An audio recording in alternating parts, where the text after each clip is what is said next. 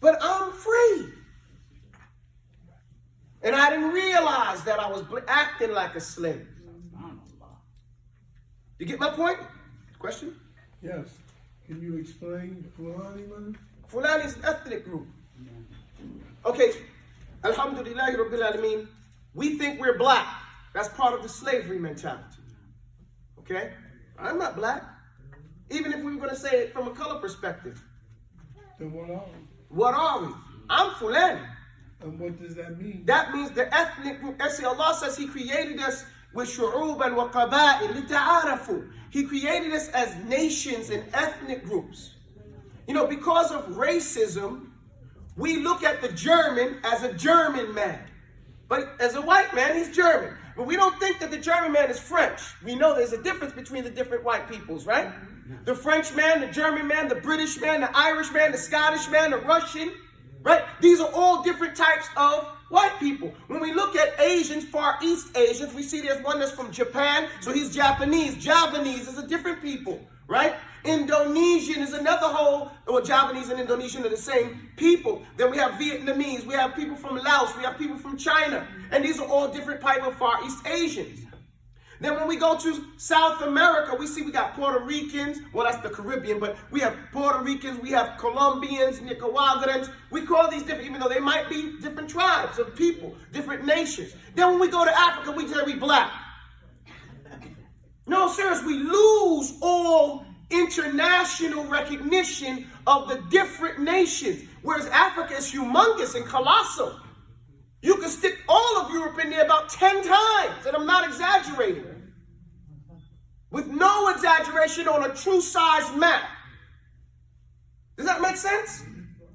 So, what we fail to realize that Africa is not a single identity. We've accepted the term African for the whole continent, right? But initially it was only the northern area, where the Berber people were dealing with the European people in southern Europe, in that Mediterranean area. That was called Africa. And the rest of it was called either Sudan or Habasha. And then when you got down, you got to the Bantu lands, from the center down, the Congo, and those areas. And each one of those peoples that lived there, the different ethnic groups, and they have totally different cultures. So the people, let's call the people, the Fulani people, who are the largest migratory group in the world, the true Bedouins, from western Ethiopia all across to the Gulf of Guinea. You can literally put your finger across in that whole area, on the northern part where it starts getting green, and the southern parts where the desert ends. That's all Fulani territory, all across Africa. Then when you go down, you got people, the Swahili people. You have the Oromo people. You have the Habashi people. You have the Bantu people. You know, you have different peoples in different parts of the people from Ghana. Okay, well, modern day Ghana, Tweed. And all these people are different nations. As different as the French are from the German, as different from the Russian is from the British. Different languages, different cultures, different identifying features. But because of the Pan-African, we become Pan-Africans here in the United States. Because of the slavery, we're all brought to one place. One second. We're all brought to one place, and so we're treated all in one way. My actual real brother may have been sold to the plantation right across the street. So he's Mr. Smith, where I'm over here with Mr. Brown. That's my brother, but we have different family names now. So our attachment through relation is torn up. And so we carry these names of slavers. And we say, I'm free. You haven't freed yourself linguistically. The name still attaches you to the slaver. You're still aligned to him. You haven't even broken that connection. Does that make sense? So our connection or reconnection, then we say we need reparations. Reparations is a term that means repair, right? Islaha. Well, how do we make this islaha? How do we repair? Well, the first thing you can repair is your deen by learning La ilaha illallah, Muhammadan Rasulullah. You get with that your entire culture, the true culture of the world. You don't got to go to Kemet. The reason why these people talk Melanese and they talk about Kemet and these far off places, because if they talk recent, They talk from now the last 1,000 years or 1,400 years, all the civilized, most of the civilized, except for in two places, Angola and in Ethiopia, all the other civilized places in Africa were Muslim. Does that make sense? So these racist, when I say racist, religious racist, so-called African educated historians never want to talk about the Islamic history, so they jump before that. They go all the way over here. Because if they mention the Songhai Empire, they have to mention that they were Muslim. The Mali Empire, the Ghana Empire, any of these places, the Great Walls of Benin, which is 5 times larger than the Wall of China and bigger. They have to mention that this was done for Muslims, and they don't want to do that.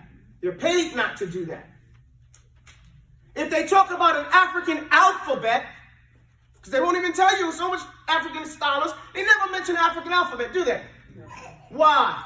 Because they have to show that it's Arabic. And this predates Islam. It didn't come with Islam. It was there before that. Does that make sense? The Najashi didn't get in a translator. When the Najashi was spoken to, he didn't need a translator when Ja'far and Ibn Abi Talib radiallahu anhum, when they spoke to him. He spoke the language. He cried when he heard Quran.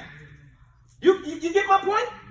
So these factors make a big difference on how we identify and see ourselves. If you see yourself as a black person, that means you don't see yourself with any identity. Does that make sense? Now you have this, if you see yourself as African, then that's more general. But what if you have no social clues on what does it mean to be African? What parts of that is tied to Islam? And if they only show you these pictures of Africans doing Sufi and voodoo and magic and this type of, no, you don't want to be connected to that guy.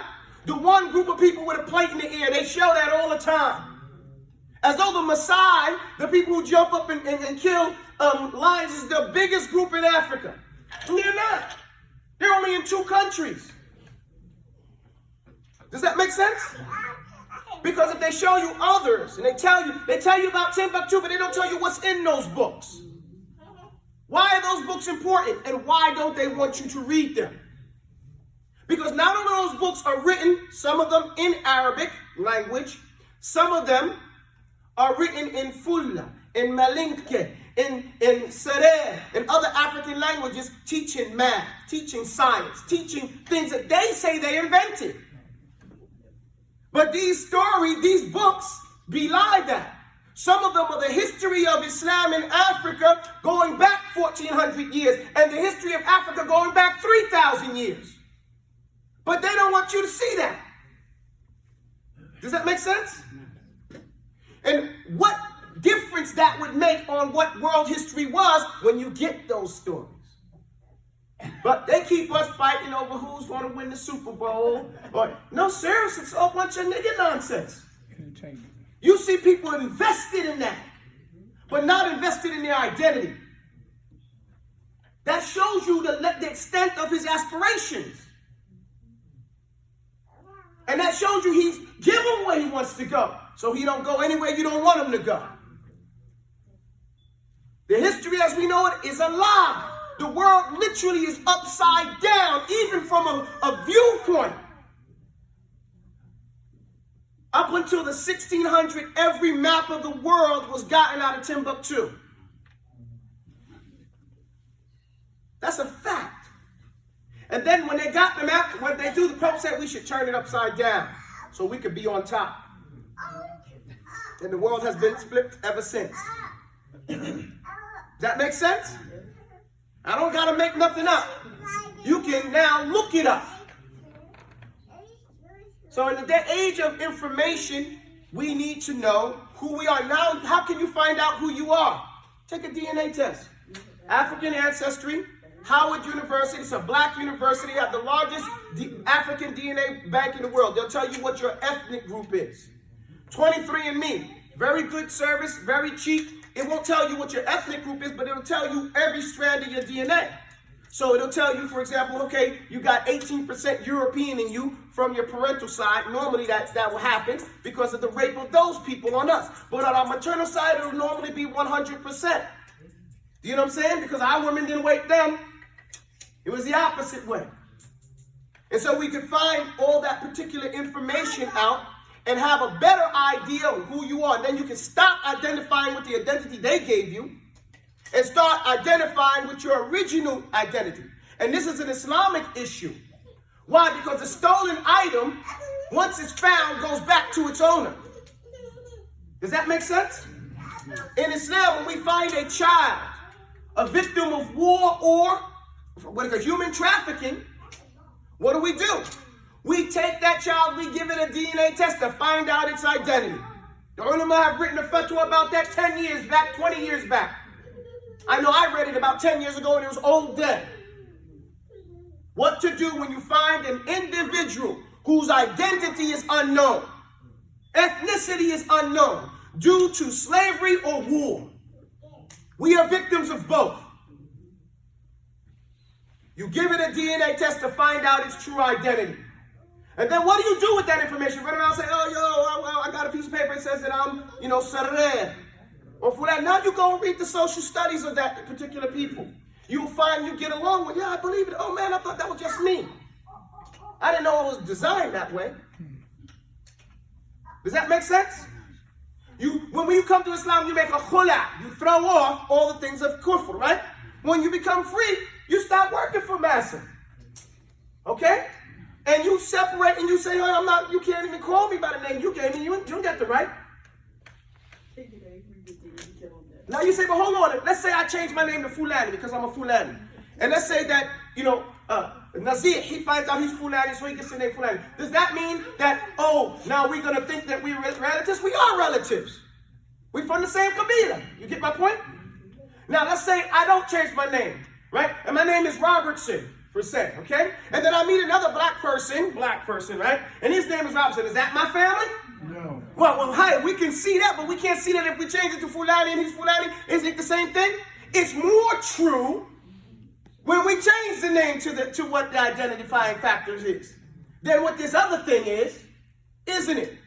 But we will talk the talk, but not bust a grape in a fruit fight. We won't make any overt action to do that. That's too real. I don't want them poking at me. I don't want them doing this. I don't want. Well, you got to stay home then. Yeah? They said, what are you going to do? You don't want to do nothing. But you want to get the Jannah. You want to get the Jannah. This is not like winning a lottery. There has to be effort. We have to do something. It's not free. Freedom ain't free. Allah tells us it's a deal. Okay? We have made a deal with Allah. We have sold ourselves to Allah. بِأَنَّ لَهُمُ جَنَّةً. You get my point? So we have to dedicate ourselves to that particular, rundown. That was a lot. Let's get back to our lesson. No question. No, I think he did.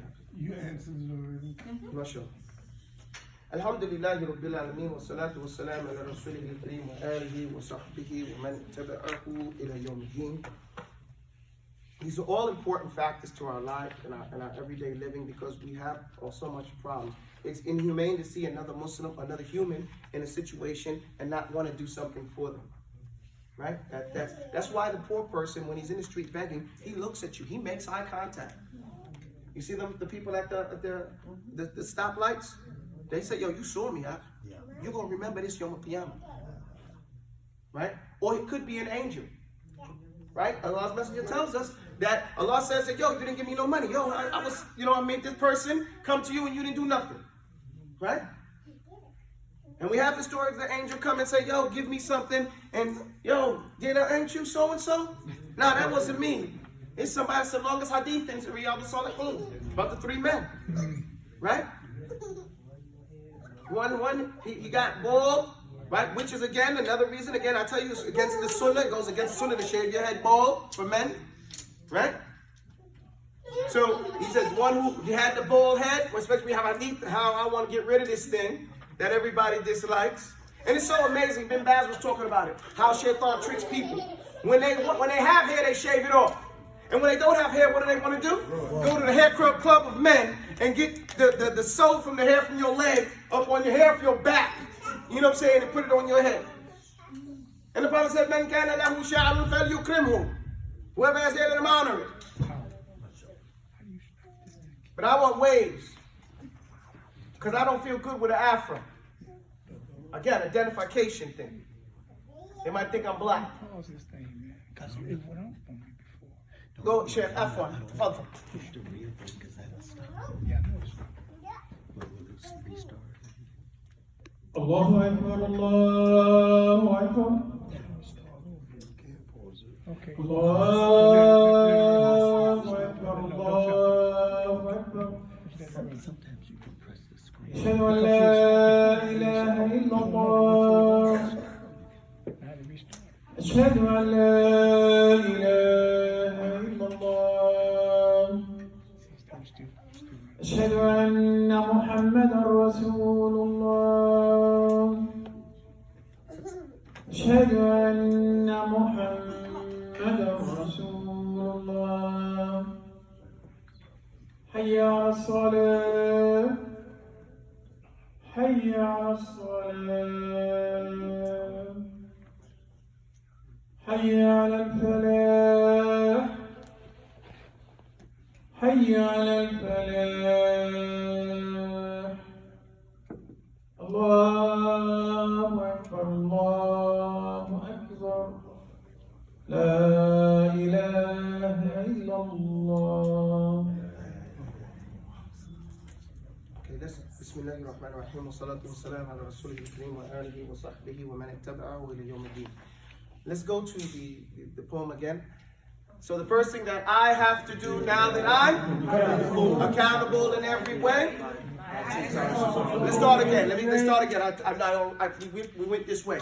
Okay, remember, prioritization, right? And that's why we're starting here. Where do we start? Because then after all we've talked about, all the different ails, where do we start? Okay?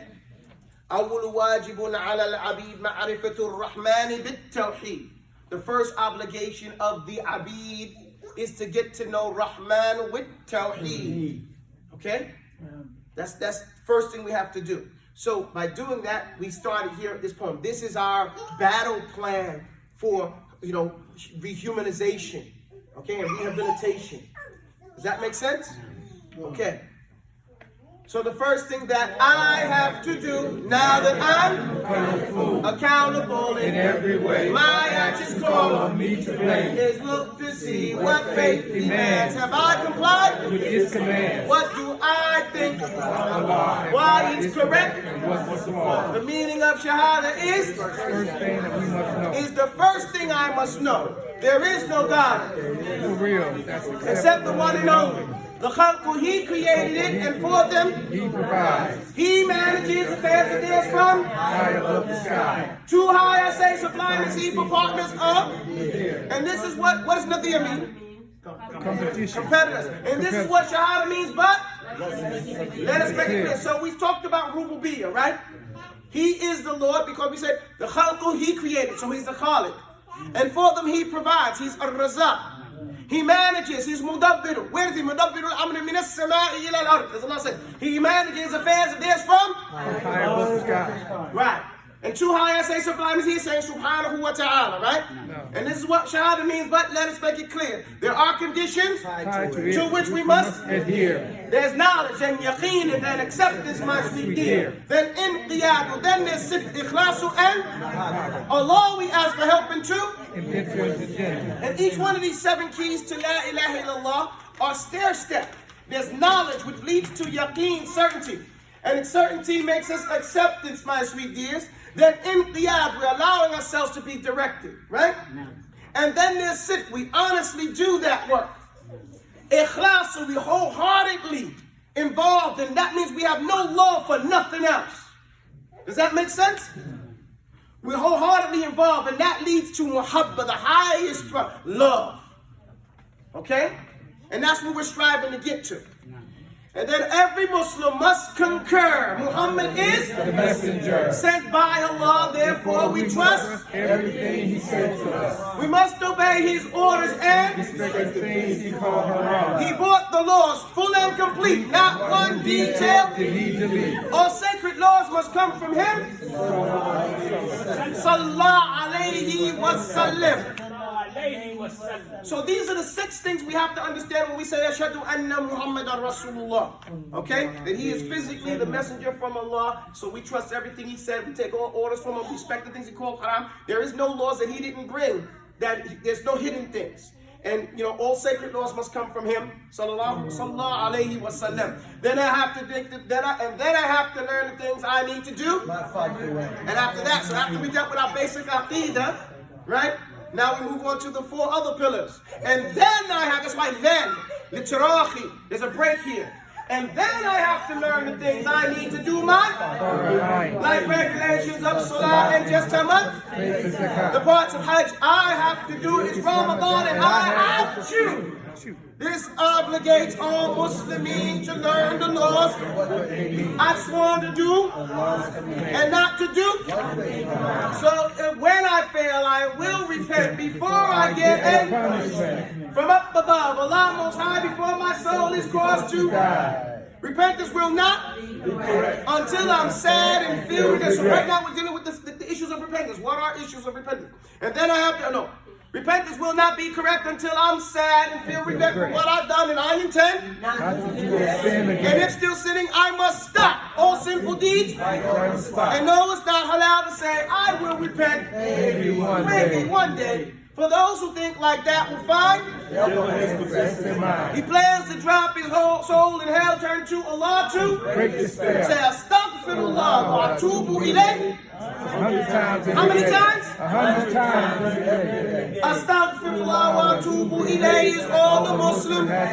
So should we sit down and say Astaghfirullah wa atubu ilayh? Astaghfirullah wa atubu ilayh. How do we do that? During the day, while you're going through your day, you become conscious of your mistakes. You don't let your eyes trick you. How do your eyes trick you? Because it makes you project. Looking at everybody else so you can see all the faults in so-and-so. And that distracts you from seeing your faults in yourself. Does that make sense? Yes. So you don't let them fool you. But don't let your eyes fool you. Okay? One of the ways to do that is to do what? Lower your gaze. So that you see yourself. Does that make sense, guys? Yes. Okay, so now we're finished with that part. Now we move on to Tahara. As babies, we were potty trained. So toilet rules, You gotta be straight. make dua and with left step in. No reading, writing, talking in. squat the way the prophet taught, then water and the left is salt. relieved and clean. With thanks we'll pray. Say it clean. Relieved and clean. With thanks we'll pray. Ghufranak as we walk away. Then we have to make wudu. Say Bismillah and wash my hands. Once or twice or wash my mouth and blow my nose, then wash my face. That's how it goes. I wash my arms until they bend, then wipe my head and back again. wash my ears inside and out, up and down, Till there's no doubt. till there's no doubt that I got the whole thing, right? Yep. Go up and down till there's no doubt. Then make sure that I wash my feet with ankles washed. Voodoo is complete. With ankles washed. Voodoo is complete. Okay. Now I forgot. Before we go in the bathroom, we said what? Uh-oh. Better not rush in. Better think about Allah, because there might be some jinn. Say, A'udhu billahi minal. I seek refuge in Allah from the dirty, nasty jinn.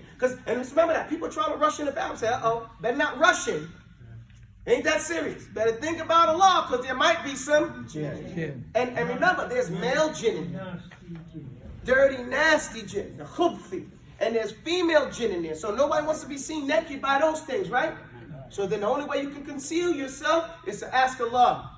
A'udhu billahi minal khubthi wal khaba'ith. I seek refuge in Allah from the dirty, nasty jinn. We're done with the heart. This is basic. Now we start to offer salah. The fardu salah. The knee is made. Okay, give it to me. The knee is made before salah. Clearing my head. Takbiratun. And all's haram. Say it, and all's haram. haram. And we must try our best. Yeah. Say alhamdulillah and then ruku, then rise again. We have to do it. Twice on my face and tashahud comes before taslim with i'tidal and itma'in, and don't forget the right. If we forget one part, that's all. The whole salah It's null and void. don't count no more. That's how the children say it. The whole salah don't count no more. Okay? So that's important to know. These are the fardu salah. Takbir, say the knee is made before salah. When do we make it? Before the Do salah. we have to say something? No. Where is it? It's clear in my, Head made in my heart. takbiratun and all's haram. What does that mean? That nothing is halal anymore except what you have a proof for to do at that particular time. Right? It's halal to eat. It's halal to talk. It's halal to walk. But once you say takbiratun, everything is haram. And we must try our best qiyam. Say alhamdulillah. What does that mean? Al-Fatiha. Say alhamdulillah, and then we have to go to ruku. Then rise again. Twice on my face. And sit between. Tashahud comes with i'tidal. What is i'tidal? Okay, it means justice, but come on now. Tell me what it means in this context. I'm going to get on you guys' family. It's a family thing. Moderate. Making sure your bones, the practical application of i'tidal is making sure you get to each position clearly. You stand up straight. You don't i'tidal. Getting into the position. You know, you get there, you don't just, you get there. You know, you do justice to, you do it right. And itma'in, what is itma'in? Tranquility. You know, you do it again with some dignity, right? You don't look rushed. Okay, it's not haphazard, as they say. With i'tidal and itma'in, and don't forget the right tartib. What does that mean? Tartib? Order. Sequential order, okay? The sequential order. So I can't say Allahu Akbar and start in sajda, then stand up and go to ruku, then stand up and say al-Fatiha, then go back down to sajda and make taslim. Right? The right tartib, the right order. Sequential order. With itma'in, with i'tidal, itma'in, and don't forget, if we forget, one fard, one of these actions we name, that's all. Only one. The whole salah is invalidated. Does that make sense? The whole salah is invalidated. So we have to pay attention to these things. Now, some people might say, well, you didn't mention this, you didn't mention that, you didn't mention this. That's right. We're only talking about the luzamat, those things that are lawazim, lazim, those things that have to be in the salah. And if any one of these things is missed, the salah is invalidated. Okay? Now, there are other things that we do in the salah. If we make a mistake on those things, then the salah can be corrected. We'll learn about that next. Does that make sense? How to correct the salah. Because isn't that something we should learn now? Right, because how to correct the salah is vital. All right, we stopped a little bit early today.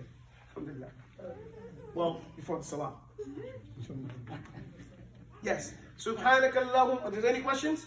Y'all have one. Yes. Do you have any outlines of the salah? That's right there. The question is, do you have an outline of salah? You got it. No, I mean from the time you, every act. Oh, every single act of the salah? No. What I did is because of the different teachers that are out there, I made this poem apolitical. What does that mean? Everybody can follow. Okay? What I'm saying is this. It's not madhab specific. Okay, let's say you want to follow the Hanbali madhab. This is good for you. You want to follow the Maliki. This is good for you. The Shafi'i. You want to follow anything you want to follow. We covered you here. Does that make sense? I mean, because that's the sunnah. Now, the things that are added to this, there might be some difference of opinion about other things, but there's no question about what I mentioned here. Does everybody follow me? No. These things you have to do in the salah. And there are other things that you have to do in the salah too. But if you make a mistake in those other things, there's a way to correct that. These things here, you have to, some say you have to pray the whole rakah over. Okay? If you messed it up in that rakah. Some say you have to do the whole salah over. That goes back to who you talk to again. Yeah. Okay, alhamdulillah rabbil alameen. Any other questions? Dawood. No. Just wait. Yeah. No You question. talking about the correction like in physical or verbal error, like Physical errors. Verbal errors depends as well. If I'm in the salah and I'm starting to recite the Quran, in rak'ah in any rak'ah, and I'm reciting Al-Fatiha and I make a mistake in Al-Fatiha, now, this is why it's very important. If a mistake in reciting the Quran, Al-Fatiha, is acceptable for a new person and less acceptable for someone who's been Muslim for a while. Because there's a thing called criminal negligence. Okay? Let's say a person's first learning the Salah, so he butchers the Fatiha. It's okay. He's still learning how to pronounce the words. Someone been Muslim 2 years, he shouldn't be doing the same mistake. Does that make sense? No. Because he has an obligation to learn how to recite Al-Fatiha. Just like we see a guy driving in the street. If he says this is first year driving, we say, okay, I like it. When I was in Japan, if you're a first year driver in Japan, you got to put a flag in your window, in your back window, that says you're a first year driver. Okay? So everybody watch out for that guy. Yeah, it's good. Or have mercy on them when they do something stupid. Okay? Or nervous. You don't know what they're going to do, so you give them a wide thing. You know, now, that's good. But if you ain't got that flag in your window, now you're a criminal. What's wrong with you? You don't know how to drive? Get off the street. Right? So now we talk about this a lot of times, or I talk about this when it says, who said you're a man? Who said you're a woman? What makes you a man and a woman? Because now that touches on everybody's honor, right? I'm a man. Well, who told you that? What criteria are you using to make you a man? The criteria that we use first starts off with Quran. No. Right? Well, what are you talking about? I don't got to know Quran. Oh, yes, you do. Allah subhanahu wa ta'ala judges us by what? Quran. He gives the greatest part of Jannah to those people who know more Quran. The Messenger of Allah sallallahu alaihi wasallam judged and gave leadership position in any position and even advice for position to people who knew Quran. Does that make sense? And then so did Abu Bakr and so did Umar. Radiyallahu anhum wa sallallahu alayhi wa sallam. So what even with getting in the grave, he gave precedence to the one who had Quran. Didn't care how old he was. Didn't care how much money he had, how long he'd been down. Serious? These were not considerations. How much Quran he knew. And if he knew or she knew more Quran, he was given a better place, even in the grave. So what about this dunya? You get my point? So we stop using what criteria you're using. If you're using the scale of the kuffar, how slick you are, how many chicks you got, how many babies you got all over the planet. You get my point? How many muscles you got in jail? How many lies you could tell? Seriously. Or for the ladies, you know, they have that criteria, how sexy they might be, how much fake hair they got. You get my point? So if we're going to use the Islamic criteria, it's Quran. And that shuts people down because the Quran is one of those things that you can't get if you're a liar. Because it's the speech of Allah. It don't mix with the ma'asi. It don't mix with the disobedient one. It's alive. So it has a different way of us dealing with it. It's the speech of Allah and it's not created. So to commit to it and it runs away from you quicker than a camel gets out of its iqad. So you gotta ahadale, you gotta pay attention to it, you gotta be on it consistently. Does that make sense? So don't say, oh, Abu Talib was making none. This is the criteria of the Messenger of Allah. This is the criteria of the Salaf. Right? And this is the criteria Allah judges. So a person who's beginning, based on that, a person who's new in Islam, we don't mind seeing him make a mistake. We're happy to see him off of Salah. You get my point? But a person who's been down, he needs to get busy. He needs to be focusing and learning. She needs to be focused on how to recite that Quran properly. Because then it may be haram to pray behind that individual. They're not even reciting Al-Fatiha properly. Does that make sense? So, a verbal mistake based on tajweed is a little bit acceptable. We call it lahnul jali. If it's a big mistake, then somebody might say something. But we don't say anything unless it's a mistake in Al-Fatiha. That's why you see Shaykh Idrisi or me. I might not say something if the man makes a mistake. Why? Because it's only a problem if he makes a mistake in Al-Fatiha. Because it's fard. You get my point? Anything else is cool. We can do without it. He can go on. Does everybody follow me? So, Alhamdulillahi Rabbil Alameen. سبحانك اللهم وبحمدك أشهد أن لا إله إلا أنت أستغفرك وأتوب إليك والسلام عليكم ورحمة الله وبركاته. It's been my pleasure.